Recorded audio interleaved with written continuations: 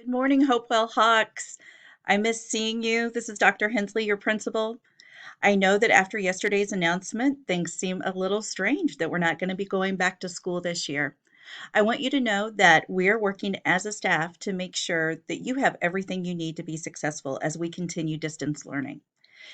Please feel free to email us. Please feel free to call us, parents as well, if your student needs anything to complete their work or you need support and assistance in any way.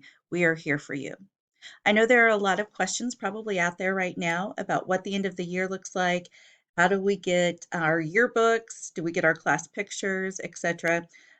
Yes, we're going to take care of all of that. I know there are going to be some unanswered questions right now that we're working on, and we're going to be working on those over the next few weeks.